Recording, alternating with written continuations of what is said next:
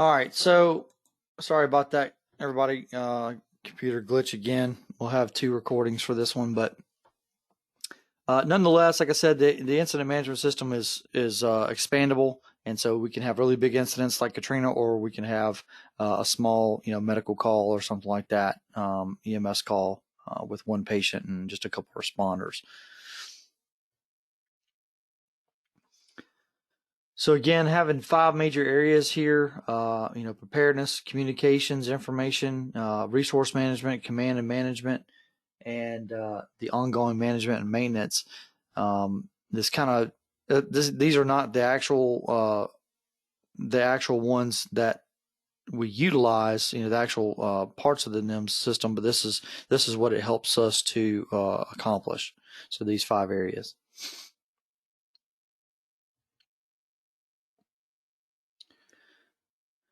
So again, EMRs fall within the first category, which would be preparedness. Some of the recommended courses is ICS 100 and 200. But I'm sorry, 100 and 700.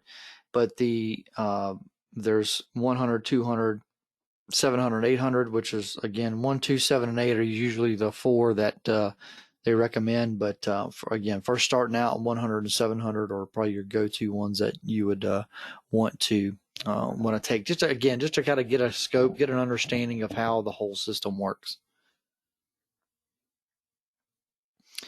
So going into terrorism, again, just some gee whiz information for you here.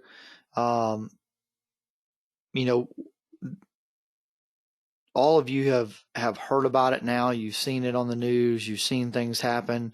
A lot of you were younger when 9/11 happened, and so that was a big deal. And of course, we've talked about it, studied about it, things like that over the last decade.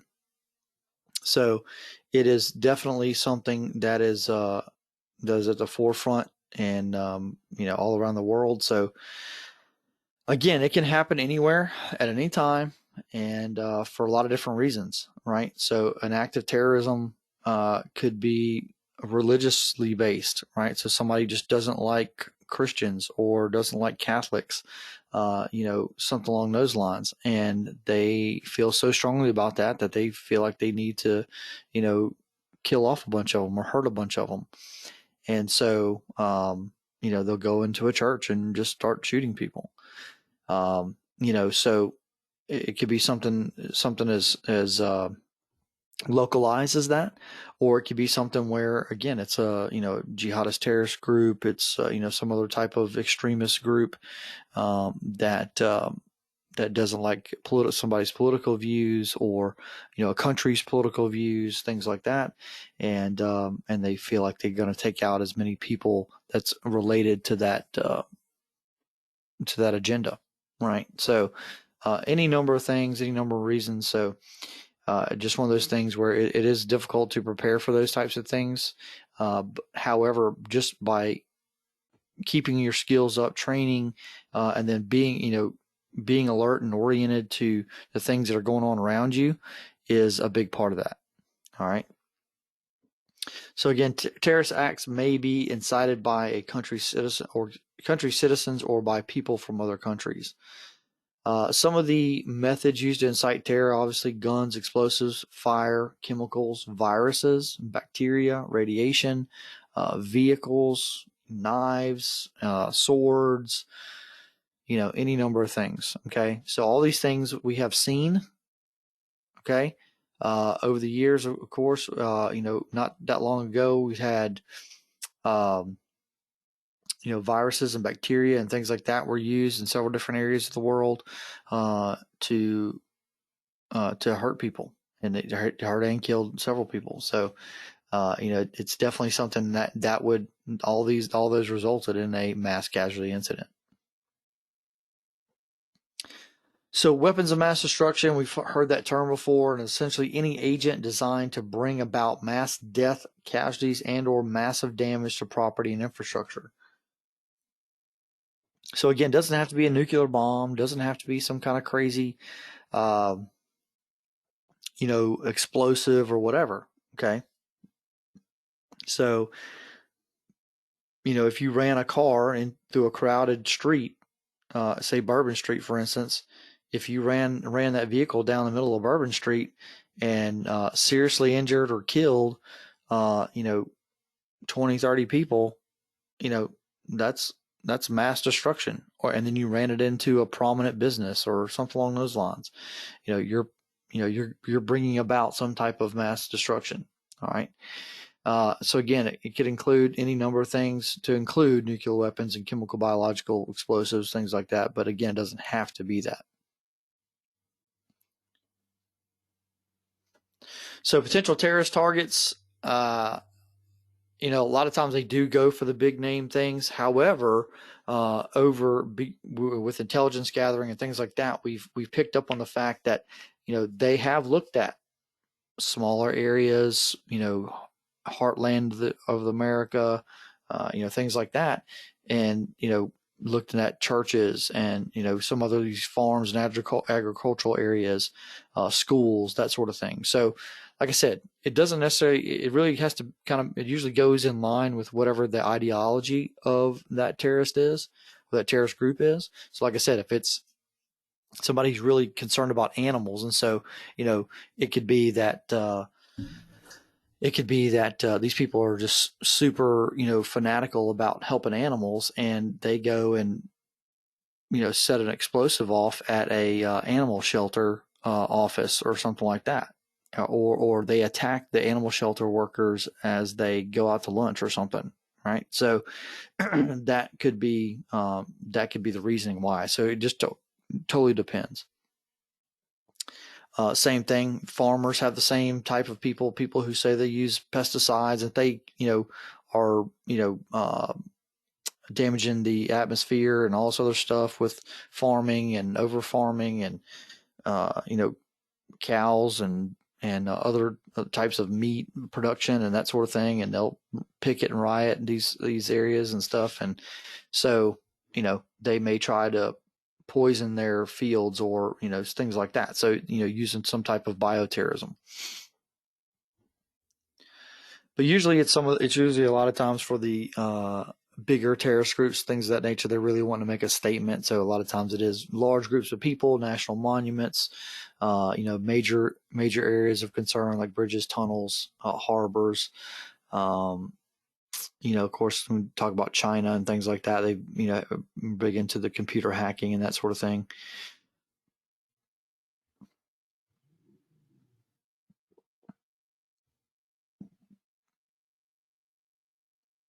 So potential targets, the EMR should always be alert for hazards. Again, we get wrapped up into our day-to-day lives. We get tunnel visioned and we get lackadaisical when it comes to how we do business. And even though we respond to these bad calls and we go to these crazy incidences on a daily basis, we see all this stuff. It's not happening to us generally. We're usually going to it, right? But it is definitely something that we kind of overlook, the fact that it could absolutely happen to us. We could be nearby when this drive-by shooting happens. They're not trying to shoot at us. However, we get caught in the crossfire, right? So, it is definitely something that we have to be aware of, and we definitely need to be aware of it as we're going to these strangers' homes and businesses. All right, so they're usually strangers to us. So whenever we're going to these places, it's important for us to keep our eyes open. 3 a.m, I know they just woke you up, big loud tone off the radio, and you're half asleep, and you're barely got your eyes open driving to this call, and you get there and you're just trying to do whatever you possibly can to try to stay awake and get this person in the back of the ambulance so you can go to the hospital so you can go back to bed. Right? I've been there hundreds of times. I get it. However, there's people in day-to-day life. I'll give you an example. Last year, it was a narcotics detective serving a search warrant and on this guy, and they served the warrant and they're searching around the house for narcotics and stuff like that. Luckily, one of the narcotics detectives was also on the SWAT team. He also went to a bomb class. He's not a bomb technician, but he went to a bomb recognition course. And while he's looking for drugs, he notices bomb making equipment. Well, as he starts, when your eyes start to focus back a little bit, focus out a little bit, and he starts to see the bigger picture here. This guy in Jones County, Mississippi, was creating IEDs and testing them. He had big divots in his yard and targets that he used to when he would detonate the explosive to see how far the blast radius was and how much damage it would do to the target. In Jones County, Mississippi. Okay? So again, what if this guy all of a sudden decided, I mean, he might, I don't know how old he was, but, what if he just would have had some type of illness, right? And he just all of a sudden had some type of, stomach pain, chest pain, difficulty breathing, and the ambulance had to come to his home. And essentially, you as a first responder, a firefighter, an EMR, something like that, takes the place of essentially the role of what that narcotics detective was. So would you have seen those things? Would you have picked those things up and put that puzzle together? Right? So could there have been booby traps there?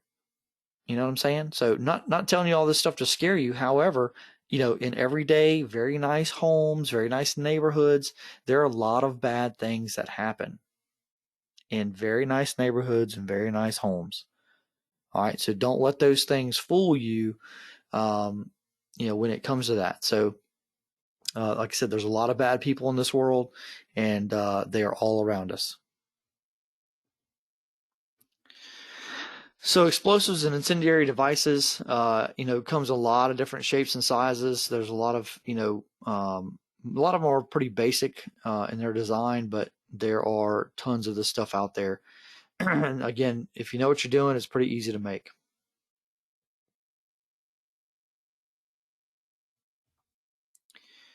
A lot of times we don't know it until it actually happens. However, the first time we usually are going to find out about it is when it actually detonates. So, if you do, or if you're in somebody's house late at night or whenever, just, anytime that you're in patients' homes or businesses or in the back room of a business somewhere or something like that, just, you're not trying to be nosy, but, just keep your eyes open and look around and try to pick up on things or body language. If you say, we're going to walk through this, just go walk through this door and bring you outside or whatever. And they go, no, I want to go through the front door. But the back door's right here and our ambulance is right around back. No, don't open that door. Take me around the front. Well, why on earth is that? So you may not have a big long conversation about it, but definitely something to be, aware of and start looking into and things like that. So WMD safety considerations, much like, kind of like hazmat, we really want to be alert for any of these hazards that are out there. Don't enter an area that may be unsafe until properly trained personnel. So it sounds just like hazmat, right? Be alert for the possibility of a secondary device. So those of you are, most of you may not be familiar with the Atlanta abortion clinic bombing. And essentially what happened there was they had several false alarm bomb calls and things like that, I think, bomb threats and 911 calls to this address that were bogus. And essentially what they did was they set the fire department and other the EMS and all that, they set them up in law enforcement, and they set them up for a primary attack. So what they were doing was essentially crying wolf several times, had them come in there, and they saw which way the trucks came from, which way the ambulance usually comes from, where they stage up, where they park at for that location. You do that a few times, you kind of get a baseline, and then from that baseline, they then detonated an explosive device and severely injured and maybe killed a couple. So it was, that's definitely a prominent, event that really drives home the fact that you really have to be careful about that. Be thinking about things like that. So when you start going to the frequent flyer call over and over, and they're like, and nothing's actually wrong, or nobody called from here. I just must be my alarm, or that we didn't call anybody. We don't know what you're talking about. When you start getting stuff like that over and over again, time to start raising some concern, right? Let law enforcement know. And maybe, if it's a 911 call and you do have to respond to it, maybe respond to a different location and stage up a little bit farther. Have them contact them by phone and make sure that the business or the patient, is actually there and needs assistance. So little things like that you can do to try to help alleviate your direct contact with that area. So again, use the same safety skills you would develop for any other emergency situation. If it doesn't feel right, back out of there and until you can get an understanding of what's going on. Again, usually try to stage uphill, upwind, like we talked about before with hazmat. It's just a good place to be in case there is some type of release of some type of chemical or hazardous material.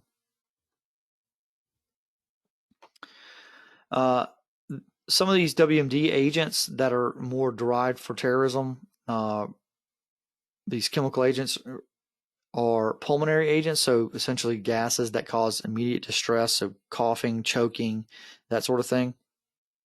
They cause intense difficulty breathing, and so that's kind of what gets people's attention.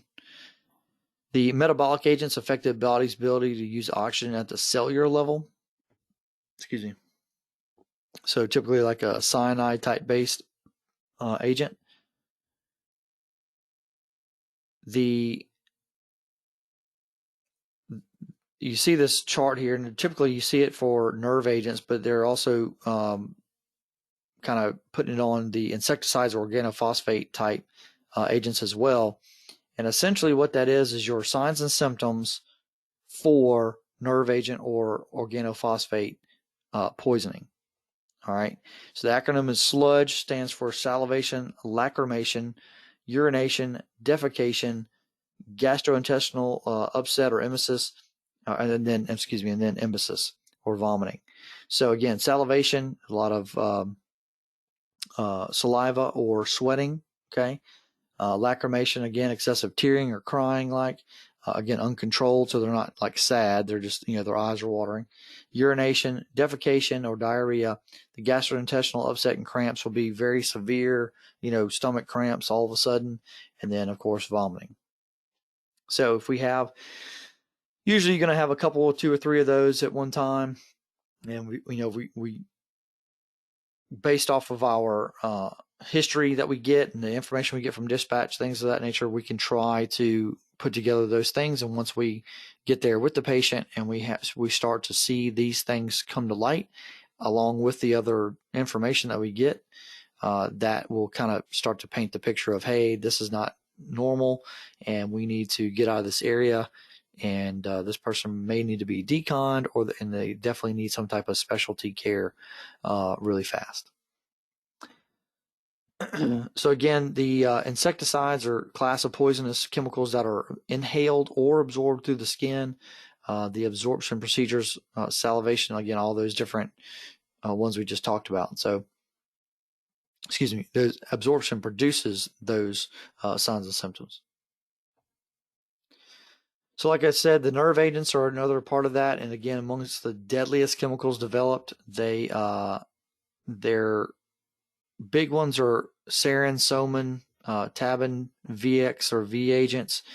They're the ones that will, it's a painful, grotesque death. It will kill you quickly, and it will not be nice.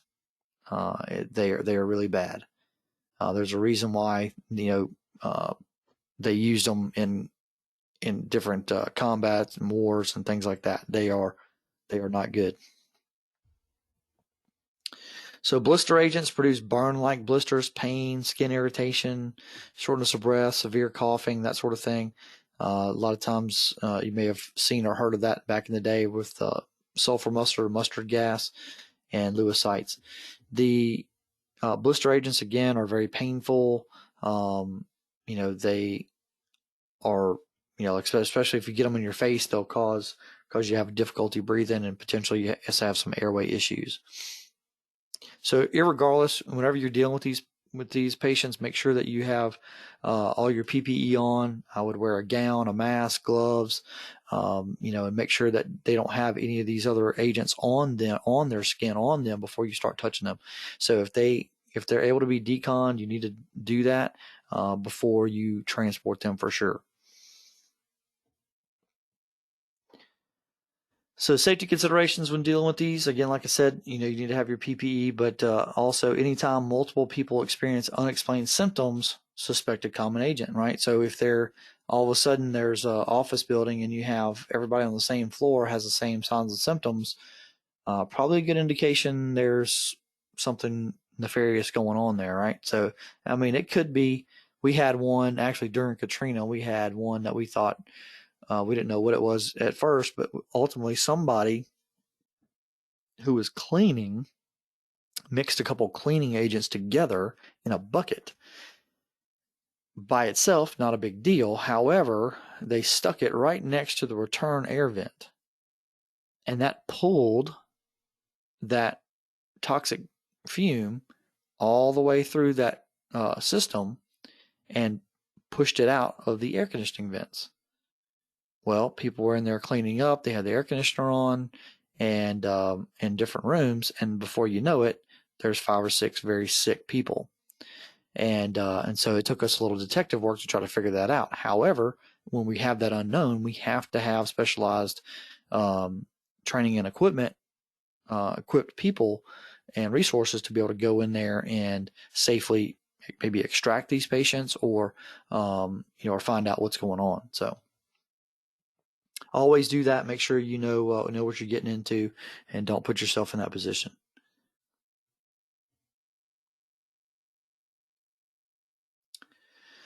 So there's another little chart there, kind of help you put some of that together as far as the different types of WMD agents. And again, that's a good one just to kind of have a quick guide. And like again, there's several different types of versions of resources out there. Jane's Chem Bio Handbook is another good one that has a lot of this stuff in there. So it's Jane's Chem Bio Handbook, and it has a lot of more definitive care type things in there for specifically for these types of WMD incidences.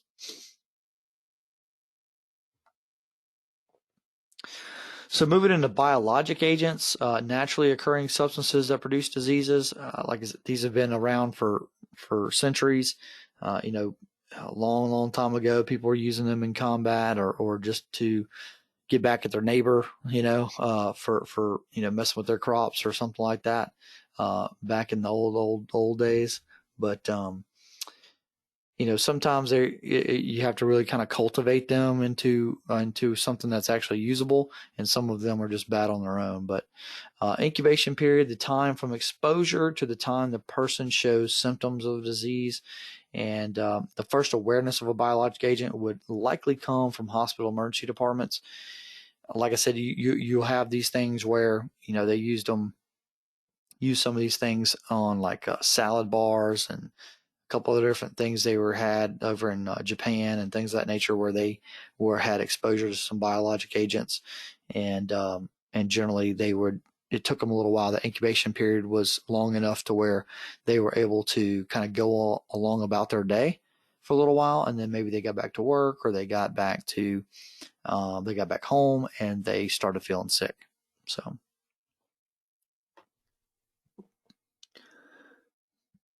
Again, looking for those unusual patterns of diseases with flu-like symptoms. So if you're going to multiple patients in an area, or if you're especially in a small town and you're going to multiple different locations for the same type of stuff, that's a red flag, right?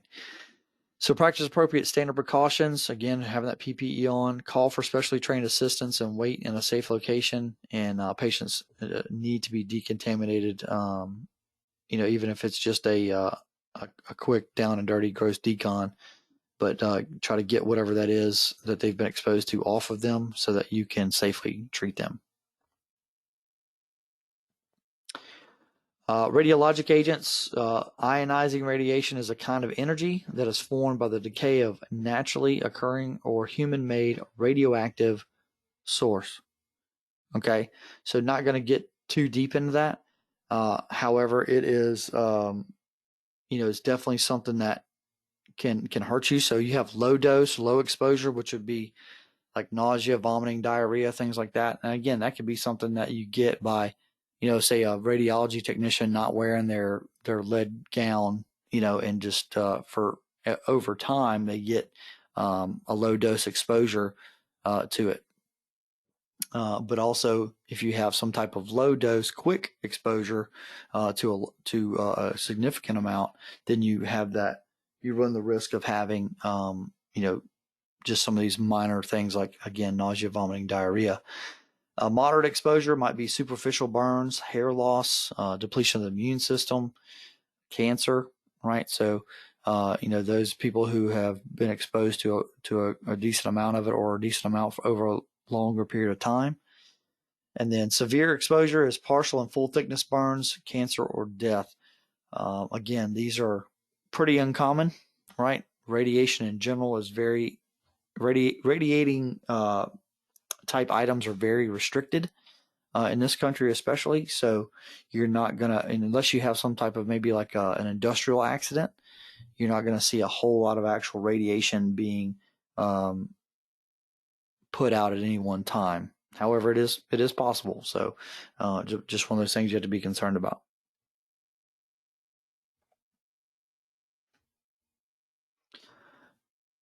All right, we don't have too much longer, but you guys take 5 minutes, and I'll be right back.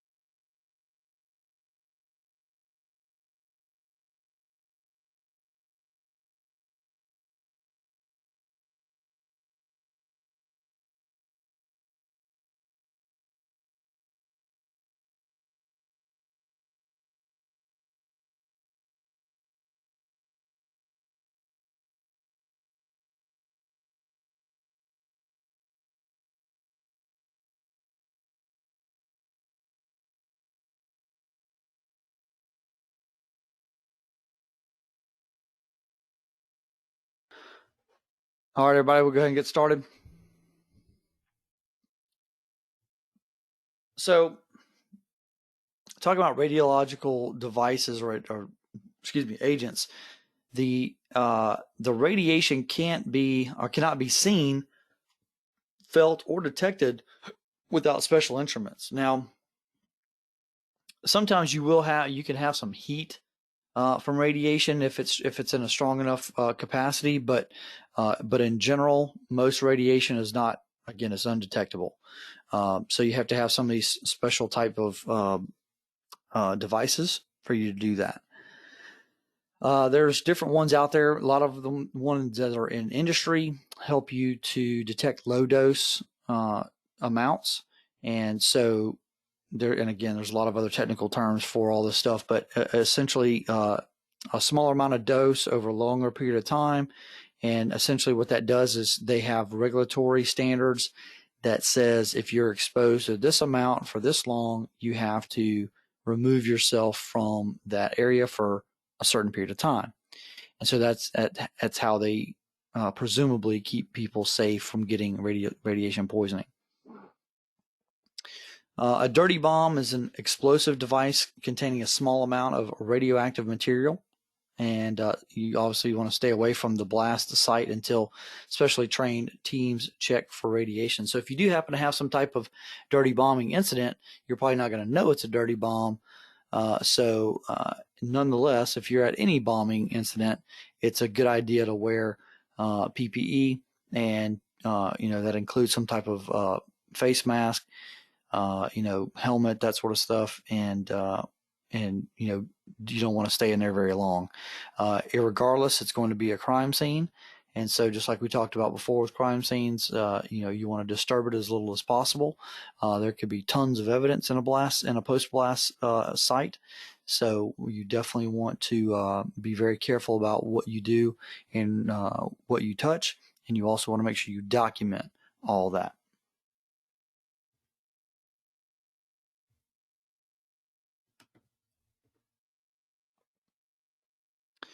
So your response to a terrorist event, there is no cookie cutter thing here, guys. So and girls, you can apply a lot of the same things we do for most emergencies, which are good rules of thumb. However, everyone is just like every other emergency situation; they're all different. Okay, so this is probably the Murrah Federal Building in Oklahoma City, if I had to guess. And it in and of itself is different from, say, 9/11, okay, or the Boston Marathon bombing. So they all have their own nuances and things that make them different. So really have to be diligent about using that PPE. Again, about remembering that this is definitely going to be a crime scene, and say in the event of 9/11. The whole area all the way around Manhattan is a crime scene, essentially, right? So, however, that rescue response phase is long standing. It took quite a while. So, it may not be something that where the police are just going to all of a sudden be there and they're going to take over and do everything. They may be trying to figure it out as well. So they have to call in their other resources to be able to get to the bottom of it. So nonetheless, document very well, especially on your patient care reports.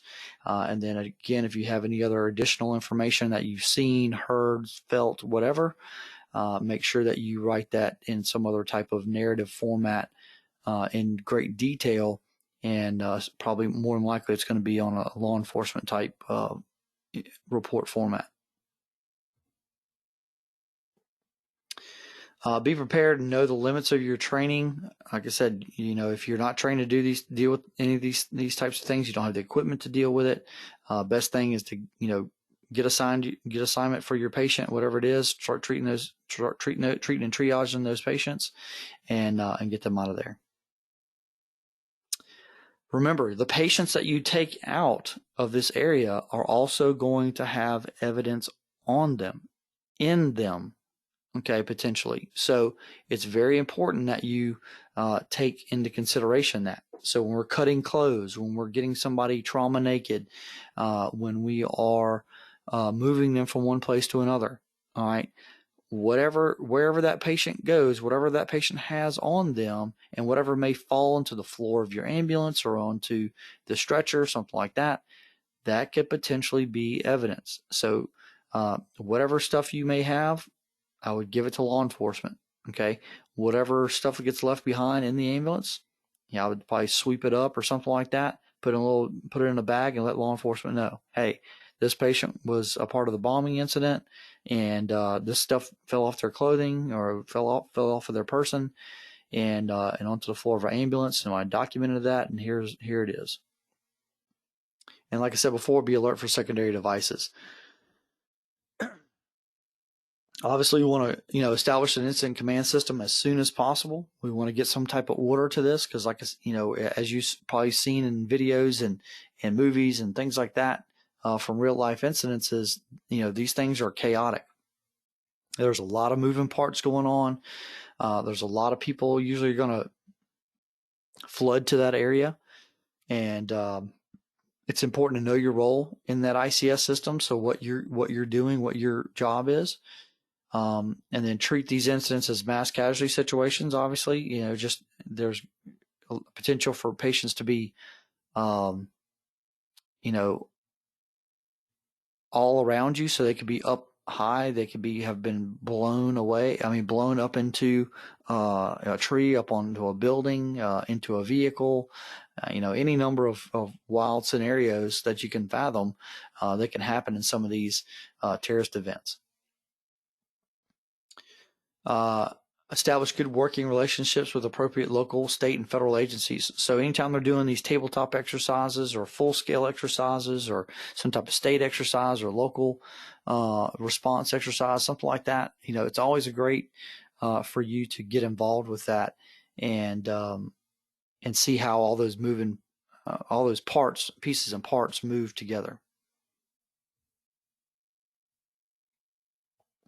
All right. So like I said, we really, really skimmed the surface on this, everybody. And it's really important for you to get some more information on those types of things. Reach out to FEMA and Department of Homeland Security and get some more training on this. All this stuff is free for you. Some of these incredibly great schools out there, courses on all these different topics that we talked about tonight are free.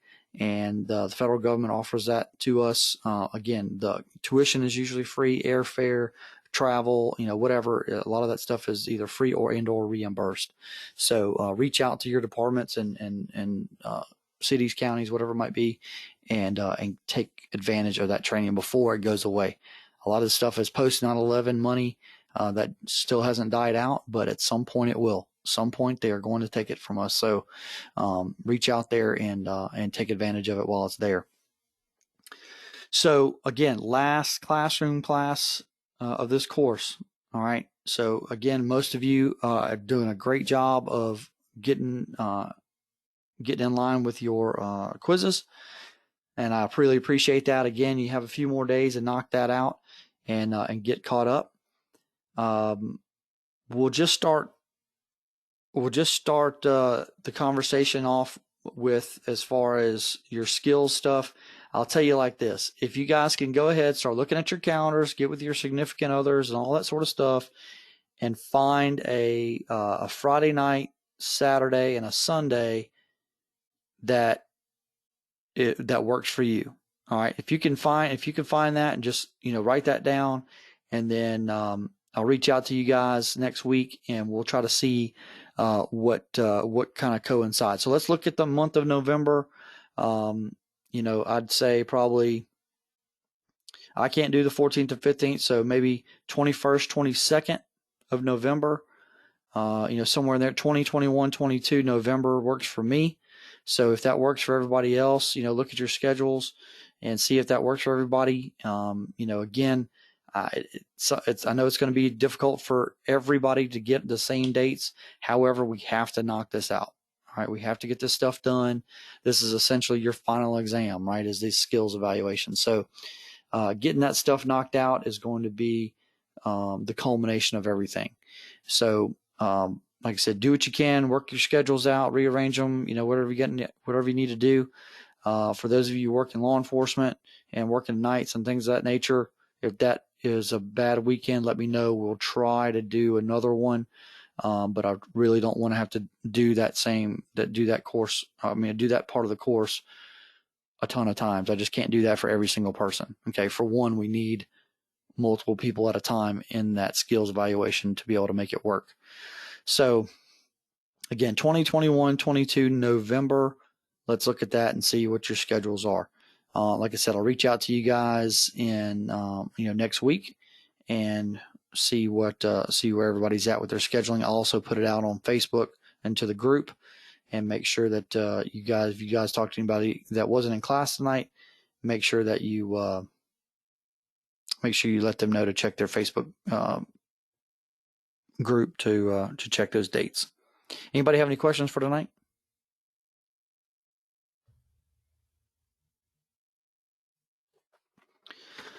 All right, last one, R0015, R0015. So big thing, quizzes, get caught up on your quizzes, and make sure that you are memorizing your patient assessment, trauma and medical, and you are reviewing your other skill sheets, right? Those few skill sheets that you have, you should have been looking at those the whole time. There's only about 5 of them. So again, it won't take a really long time, but we have several other things that are not in that packet of 5 that I need to teach you, right? How to bandage, splint, put on gloves, and all these other different little things, these little small skills that are not really testable, but that you need to know, okay, as a first responder. So these are things that we covered in class. We talked about them several times, but we just we have to learn how to do them, okay? So again, big things are those main 5. Make sure that you're looking over those, you're memorizing those patient assessment skill sheets, so that whenever we get into actually doing them, they'll kind of flow a little bit better in your head. All right. So if anybody doesn't have any questions, I appreciate it. Thank you guys so much for being attentive and working hard throughout this class. And like I said, we're almost done. So don't, just because this is the last classroom class doesn't mean that that things stop. So we still have to work on these fundamental skills and get those things down and really start to put everything together. Okay. So class isn't over. This is just the last classroom class. All right. So with that, you guys have a good night. And like I said, I'll be in touch with you guys next week. So make sure you monitor your Facebook posts.